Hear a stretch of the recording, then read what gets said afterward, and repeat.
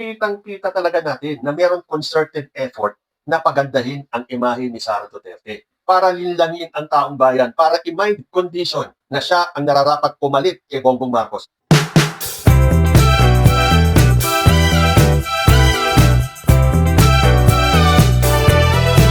Balita po sa GMA News, Vice President Sara, satisfaction rating up in November 2025 SWS poll. Ito po ay inilabas ng GMA News ngayong February 11, 2026. Talagang halatang-halata na ang ginagawa ng makinarya ni Sara Duterte. No? Lahat ng form ng social media, television man o internet, YouTube, Facebook, halatang pinapaganda nila ang imahe ni Sara Duterte. Lalo na at nandyan na ang impeachment case ni Sara Duterte. Tatlong kaso po, tatlong magkakaibang grupo ang nag-file ng kaso laban kay Sara Duterte. And of course, hindi papayag ang kampo ni Sara Duterte niya. Kailangan lumabas na satisfied ang taong bayan sa kanya.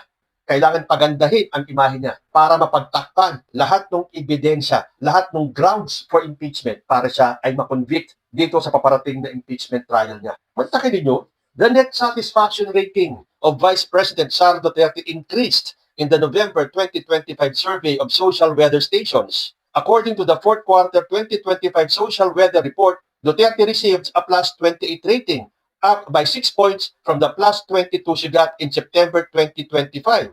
Pero hindi lang si SWS ha, hindi pa pati sa ibang survey. Talagang talong-talo ni Sara Duterte si President Bongbong Marcos. Yung presidenteng nagtatrabaho, siya pa ang may negative 3 net trust rating, samantalang yung Vice Presidente na wala nang ginawa kundi mag-abroad at siraan ang Pilipinas, siya pa ang mataas ang rating. Sinong niloloko ninyo mga survey kayo? Kung sino ang walang ginawa kundi sirain ang gobyerno nito, kung saan parte naman si Sara Duterte ng gobyerno nito, wala nang ginawa kundi siraan ang Pilipinas, tapos sasabihin mas satisfied ang Pilipino kaysa sa presidenteng araw-araw nagtatrabaho para iangat ang buhay ng mga Pilipino? Panoorin nga po natin si Jam Magno. Tuwang-tuwa po ako sa reaction ni Jam Magno tungkol dito sa matataas na rating ni Sara Duterte sa iba't ibang survey firms ko. No? Let's watch this. Magbitiw sa pwesto. Wow! Magbitiw sa pwesto ang maayos na nagtatrabaho na iniinsulto nyo. Pero ang iniinsulto nyo, hanggat mamatay kayo, mas nagtatrabaho pa kaysa sa idolo nyo. O ano? Sige, negative 3 daw ang presidente. Wow! Did he ever miss work? Did he ever miss work despite what you have been doing since day one? He has not missed a day of work. How many days have your idol missed work because she was somewhere else gallivanting? Because she was somewhere else talking shit about the Philippine government that she is actually a part of. That's why I'm pissed. Because I supported that bullshit. Because I support that na dapat, di ba? Kaya pinapanalo para walang away. Tas ngayon manggugulo and you want us all na madamay kami dyan? Heck, fuck no. Kaya ngayon, Pilipinas, gising-gising din pag may time na dapat ini-impeach ang mga tao na talaga namang ka-impeach-impeach. Ang dapat, kinukuha ng pwesto ang mga tao na binigyan nyo ng pwesto ng maayos, tapos nang gagago na nasa pwesto na. Kasi hindi akba sa gusto nila ang nangyayari. Hindi yan public servant, brat yan. At ang mga spoiled brat hindi dapat binibigyan ng power kasi namimihasa. Kaya itong isa, napakasinungaling. Yan ang gusto nyo? Yan ang future ng Pilipinas? Pass. Kaya galing na kasi. Banal-banalan. Bibitiw daw sa pwesto para tumigil ang gulong ito. Kayo ang nanggugulo. Kasi kayo ang talagang mukhang power. Kayo naman ang hindi capable. Kayo naman tong mga bobo. Tapos ngayon, sasabihin nyo na bibitiw sa pwesto para matigil ang gulong. Huy! All of a sudden, hindi na kayo associated to a group. All of a sudden, independent na kayo. But you spent all these years hating on people that do not support the bullshit that you are supporting. And to say, nililinan nyo ang mga Pilipino, kayo naman tong magugulo. Kayo to. Kayo tong magugulo at kayo ang totoong tambalos-los. Tambalos-los na ang taas-taas ng rating. Wala namang trabahong ginagawa. Ano yun? Nanggagago? All of a sudden, ang taas-taas ng rating na mas nagtatantrum kaysa sa nagtatrabaho. Wow! And you want the president to step down to give way to who exactly? The one you're supporting? Wow! Yan kasi. Nakakatawa kayo. Funny. You're making a shit show out of the whole thing. At hindi ba, kitang-kita talaga natin na mayroong concerted effort na pagandahin ang imahe ni Sara Duterte para linlangin ang taong bayan, para i-mind condition na siya ang nararapat pumalit kay Bongbong Marcos. Well, sa batas talaga namang siya ang papalit kay President Bongbong Marcos kung may mangyari at hindi na magampanan ng presidente ang kanyang trabaho. Pero yung magpapakalat ka ng mga fake news, pagagandahin mo yung imahe ng taong gustong agawin ang kapangyarihan sa presidente, eh hindi po pinakagat ng karamihan sa ating mga Pilipino. Dahil alam po natin ang gusto mangyari ng kampo ni Sara Duterte. Pababain si President Bongbong Marcos at siya na ang iupo. Lalo na at nandyan na yung impeachment case ni Sara Duterte. Magtutuloy-tuloy na yan sa impeachment trial. At sinasabi nga nila, baka daw bumaba sa pwesto si Sara Duterte para siya ay makatakbo pa rin sa 2020. O hindi ba parang minamind condition ng taong bayan na kaya siya bababa sa pwesto ay para tumahimik? O hindi ba parang inuunahan nila yung balita na magre-resign na si Sara Duterte? Sana nga huwag na siya mag-resign kasi ito yung pagkakataon na marinig ng taong bayan yung kanyang paliwanag. Hindi niya habang buhay matatakbuhan itong gustong malaman ng taong bayan. Kung talagang wala siyang kasalanan as she claims, bakit hindi siya magpaliwanag? So dinadaan nila sa survey. Para nga naman isipin ng taong bayan, ito ang i-impeach ninyo, samantalang ang taas-taas ng rating, mahal na mahal siya ng publiko, walang pakialam ang publiko sa mga ginawa niyang kasalanan, may resing nagnakaw or kung anuman ang mga binibintang sa kanya, basta satisfied sila sa performance ni Sara Duterte. Anong performance ang sinasabi ninyo?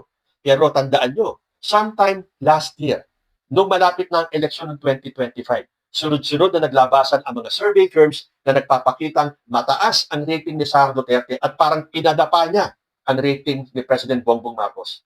Hindi nga ba't nagsalita ang pamunuan ng Okta Research? Then, isa di umano ang Okta Research na naglabas ng survey na mas mataas si Sara Duterte kay President Bongbong Marcos. Yun pala, fake news. Pakinggan po natin. Hindi po totoo ang lumalabas na survey na kumakalat ngayon sa social media na nagpagawa ang Okta Research ng survey ng buwan ng Pebrero na mas mataas si VP Sara. Yan ho ay fake news. Opo. At sa mga nakikinig po sa amin, sa atin, sana ho hindi nyo na ipagkalat yan. Naglabas na po kami ng statement sa media at sa aming Facebook na hindi totoo yung mga kumakalat na balita na nalampasan na ho ni VP Sara si President BBM sa trust and performance ratings. Yun lang po. Yun. So kung ano mang makikita nila sa social media na ganito ang impormasyon, hindi totoo ito. Opo, nanatiling mas mataas po ang performance rating ni President Marcos at 65% sa trust at 64%. Natandaan natin, hindi ho sila pwede i-compare kasi iba ho yung trabaho nila eh. Opo. Ang pwede i-compare siguro yung trust ratings, pero ang performance ratings kasi iba ho yung trabaho ng Presidente, iba ho yung trabaho ng Vice President. Either way, pag tinatanong ho natin sa mga ating mga kababayan yan, hindi naman ho sa pag-iisip nilang nakikipagpaligsahan ng Presidente at Vice President sa trust at performance rating. Dato po at that aside, ang totoong trust ratings ho ay ang trust ratings na pinalabas namin sa media noong fourth quarter ng 2025. Yun lang ho ang survey na meron natin na galing sa Okta Research na nag-measure po ng public preference in terms of trust and performance for both the President and the Vice President. At doon po, ibang-iba ho yung ratings sa lumalabas na fake survey na kumakalat niya na Okta Research survey ng February. Wala akong survey na ganun po. At nagpapasalamat kami sa mga media groups kagaya ninyo, kagaya ng Rappler, na pinaalam sa amin na may gumagamit ho ng aming pangalan at nagkakalat ho ng fake na survey. Sana ho hindi natin tularan to. At kung meron man kami mga bagong datos, makikita niyo ho una sa Facebook page namin, then later on sa website namin. At makakasigurado kayo, gaya ng aming performance nung huling 2022 national elections, na maayos lagi ang aming mga survey data sa Okta Research. Nung 2022, gusto ko lang paalam, 100% po kami sa President, sa Vice President, sa mga Senador. Gaya ng amin na sinasabi sa Okta, talagang the public can be assured na we will get the best data out free of charge to the public. At papalabasin namin ito sa mga regular media outlets kagaya ninyo at sa aming Facebook and later on sa aming webpage. Opo. Saka linawin ko lang din, Prof, no? Ang survey ninyo, mostly quarterly, di ko ba? Oo, yung host trust and approval ratings ng ating top government officials, 4 na beses lang yan in a year po. Tama. Yung first quarter namin sa 2025, gaganapin pa sa March pa po. Yun. So, ito, obvious na fake talaga itong survey na to. At nais ng mga gumagawa ito man din lang. And this is what we have been looking at for some time na marami kong nagpe-fake ng survey namin all around the country dahil election na. Kaya nga. Pero makasigurado ko kayo kung galing ho sa Okta yan, lalabas yan sa Facebook page namin una at sa mga regular media outlets kagaya ninyo. So, kung nagawa nila dati yan na magpakalat ng fake news, bakit naman hindi ngayon?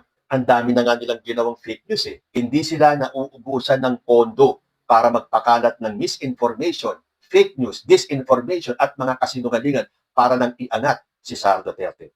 Hintayin na lang natin itong impeachment na to. Sana nga lang wala nang humarang. Sana nga lang wala nang gumawa ng paraan. Dahil dapat ito, last year pa natapos yung impeachment trial ni Sara Duterte. Kung hindi lang dahil kay Cheese Fortwith Escudero, nagtuloy sana ang impeachment trial ni Sara Duterte. Pero okay lang. That is water under the bridge. Tapos na yan eh. Nandito na yung panibagong impeachment case. At kahit na anong gawin ng mga survey firms para itaas ang rating ni Sara Duterte, Hindi nyo mabubudol ang buong Pilipinas para maniwala na satisfied ang taong bayan kay Sara Duterte.